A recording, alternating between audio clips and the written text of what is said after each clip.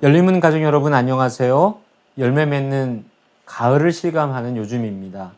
10월 넷째 주 열매 나눔 시간에 함께 해주셔서 감사합니다. 버지니아에 사과밭을 방문하는 일들이 있죠. 풍성한 하나님을 신앙하는 열매 맺는 저와 여러분 그리고 오이코스 가족 되시기 바랍니다. 오늘의 본문인 열왕기상 18장 30절부터 40절 말씀, 헛된 신을 부른다는 것, 그것이 어떤 의미인지 하나님의 역사를 살펴보는 시간을 갖겠습니다. 성경 말씀을 함께 교독합니다. 엘리야가 모든 백성을 향하여 이르되 내게로 가까이 오라. 백성이 다 그에게 가까이 가매 그가 무너진 여호와의 제단을 수축하되 야곱의 아들들의 지파의 수요를 따라 엘리야가 돌 12개를 취하니 이 야곱은 옛적에 여호와의 말씀이 임하여 이르시기를 내 이름을 이스라엘이라 하리라 하신 자더라. 그가 여호와의 이름을 의지하여 그 돌로 제단을 쌓고 제단을 돌아가며 곡식 종자 2 세알을 둘 만한 도랑을 만들고 또 나무를 버리고 송아지의 각을 떠서 나무 위에 놓고 이르되 통 4새 물을 채워다가 번제물과 나무 위에 부으라 하고 또 이르되 다시 그리하라 하여 다시 그리하니 또 이르되 3번째로 그리하라 하여 3번째로 그리하니 물이 제단으로 두루 흐르고 도랑에도 물이 가득 찼더라. 저녁 소재 들을 때에 이르러 선지자 엘리야가 나아가서 말하되 아브라함과 이삭과 이스라엘의 하나님 여호와여, 주께서 이스라엘 중에서 하나님이신 것과 내가 주의 종인 것과 내가 주의 말씀대로 이 모든 일을 행하는 것을 오늘 알게 하옵소서. 여호와여, 내게 응답하옵소서. 내게 응답하옵소서. 이 백성에게 주 여호와는 하나님이신 것과 주는 그들의 마음을 되돌이키심을 알게 하옵소서 하매 이에 여호와의 불이 내려서 번제물과 나무와 돌과 흙을 태우고 또 도랑의 물을 핥은지라. 모든 백성이 보고 엎드려 말하되 여호와 그는 하나님이시로다.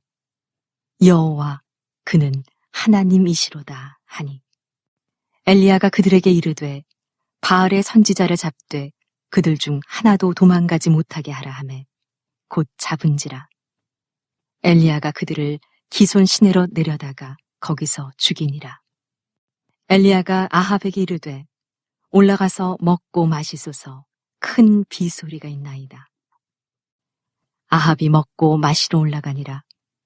엘리야가 갈멜산 꼭대기로 올라가서 땅에 꿇어 엎드려 그의 얼굴을 무릎 사이에 넣고 그의 사환에게 이르되 올라가 바다 쪽을 바라보라. 그가 올라가 바라보고 말하되 아무것도 없나이다. 이르되 7번까지 다시 가라. 7번째 이르러서는 그가 말하되 바다에서 사람의 손만한 작은 구름이 일어나나이다. 이르되 올라가 아합에게 말하기를 비에 막히지 아니하도록 마차를 갖추고 내려가소서 하라 하니라. 조금 후에 구름과 바람이 일어나서 하늘이 캄캄해지며 큰 비가 내리는지라. 아합이 마차를 타고 이스르엘로 가니 여호와의 능력이 엘리야에게 임하매 그가 허리를 동이고 이스르엘로 들어가는 곳까지 아합 앞에서 달려갔더라. 오늘 본문을 보시면 엘리야는 우상을 향해 부르짖는 우상 예배자들 앞에서 하나님께 드리는 예배를 준비합니다. 엘리야는 어떤 방식으로 제사를 준비하나요? 30절 말씀에 보면 그는 백성들을 향하여 내게로 오라 이렇게 초청하고요. 그가 무너진 여호와의 제단을 쌓습니다. 31절 말씀에 보면 야곱의 아들들의 지파의 수를 따라서 돌 12개를 취했다라고 합니다. 그리고 32절에 그 돌로 제단을 쌓습니다. 도랑을 만듭니다. 33절 말씀에 보니까 송아지의 각을 뜨고요. 그리고 물 4통을 붓고 2번, 3번 이렇게 붓습니다. 제단과 도랑에 물이 가득했죠. 이스라엘 지파 수대로 12개의 돌을 취해서 제단을 쌓았다. 이것이 의미가 있습니다. 이것은 무너진 여호와의 제단을 쌓는 것입니다. 이 갈멜산 상에서 벌어진 이 영적 전투의 본질은 무너진 제단을 회복하는 것입니다. 이스라엘 12지파의 잃어버린 예배를 회복하는 것입니다. 여러분 기억하세요? 제사장 의복을 보면 제사장 양 어깨에 견대를 착용하는데요. 6개 지파 모두 12지파의 이스라엘을 상징하는 견대를 찹니다. 제사장의 영적 책무를 의미하는 것이고요. 또 제사장의 가운데에는 흉패를 붙였는데 12개 보석으로 12지파를 상징하는 것입니다. 제사장의 이스라엘을 중보하는 것을 상징하죠. 이와 같이 12개의 돌은 이스라엘의 12지파를 상징하고 12지파의 잃어버린 예배를 의미하는 것입니다. 자, 엘리야는 이제 하나님 앞에 무엇을 간구할까요? 36절 말씀을 보니까 선지자 엘리야가 기도합니다. 아브라함과 이삭과 이스라엘의 하나님 여호와여, 주께서 이스라엘 중에서 하나님이신 것과 내가 주의 종인 것과 내가 주의 말씀대로 이 모든 일을 행하는 것을 오늘 알게 하옵소서. 세 가지 의미가 있습니다. 첫 번째는 하나님께서 불로 응답하심으로써 여호와가 이스라엘의 유일한 언약의 주이심을 백성들에게 보여달라는 것입니다. 아브라함과 이삭과 야곱의 하나님, 그 이스라엘의 하나님이 언약의 주이심으로 이스라엘에는 다른 하나님은 있을 수 없다는 것이죠. 또 하나님의 응답을 통해서 엘리야가 하나님으로부터 보냄받은 선지자임을 백성들에게 확인시켜 달라고 간구합니다. 또 하나님 여호와께서 백성의 마음을 돌이킬 수 있는 유일한 분임을 보여달라고 합니다.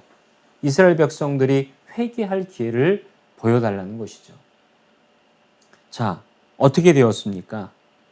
38절에 보니까 여호와의 불이 내려서 번제물과 나무와 돌과 흙을 태우고 또 도랑의 물을 핥았다 그랬습니다. 하나님께서 불로 응답하신 것입니다. 백성과 엘리야는 어떻게 반응하나요? 39절, 40절 말씀을 함께 보실까요? 39절에 보니까 백성들이 엎드려 말합니다. 여호와 그는 하나님이시로다. 2번이나 반복해서 고백합니다. 하나님의 강력한 역사에 대한 반응을 한 것이죠. 엘리야는 이 백성들에게 결단을 촉구했습니다. 바알 선지자를 도망 못하게 하라. 그래서 40절 말씀을 따라서 그들이 순종하죠. 그리고 그 우상 숭배자들을 처형합니다. 여러분, 신앙은 결단이고 실천입니다.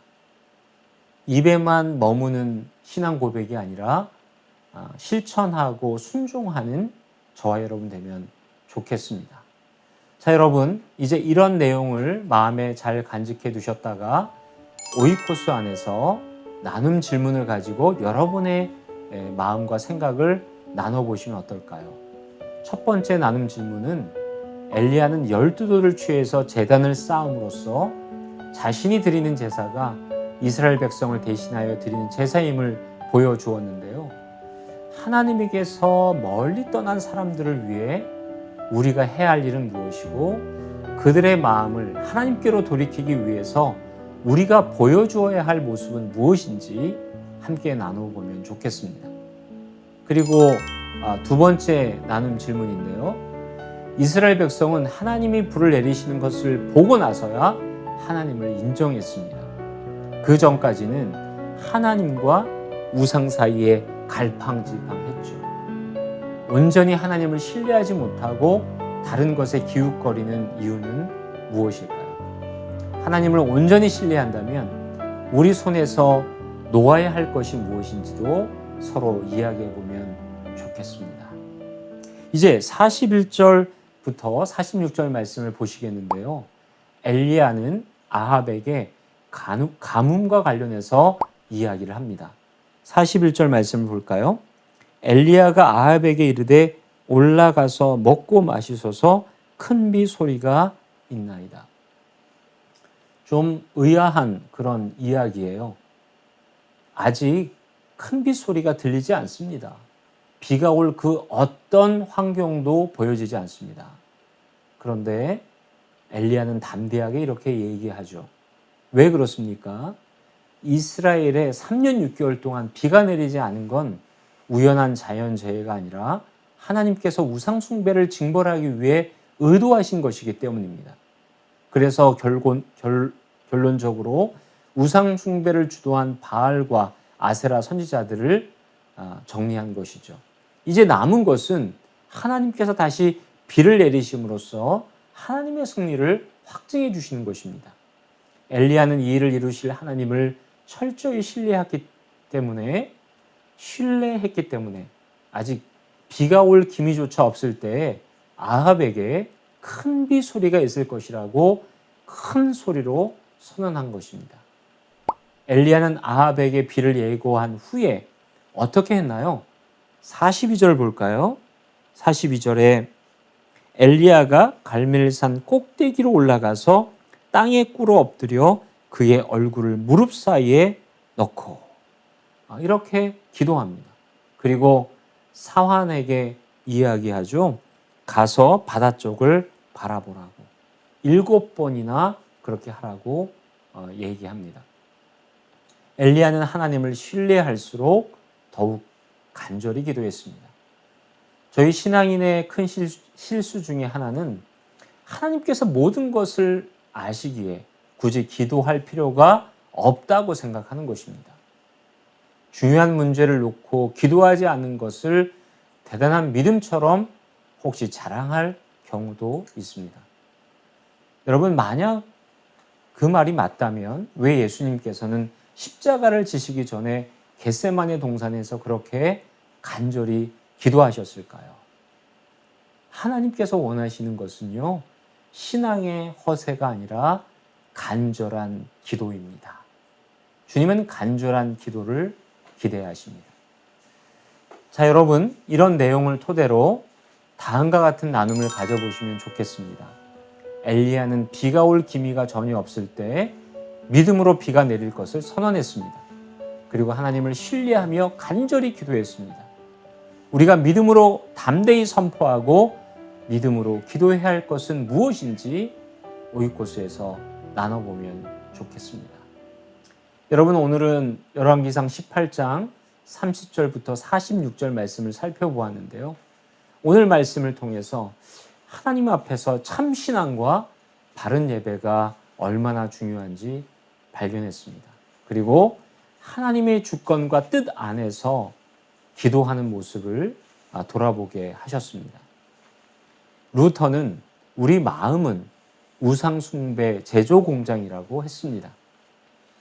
우리의 불신앙을 버리고 오직 하나님만을 의지하며 사는 저와 여러분이 되면 좋겠습니다. 또한 하나님께 깊은 기도의 삶을 살아내는 저와 여러분, 오이코스 모든 가족들 되기를 간절히 소원합니다. 자, 여러분, 오늘도 오이코스 모임 가운데 은혜가 풍성히 흐르는, 또 은혜가 풍성히 임하는 은혜의 나눔 시간 되시기를 바랍니다. 여러분, 복되고 은혜로운 오이코스 모임 되시기 바랍니다. 감사합니다.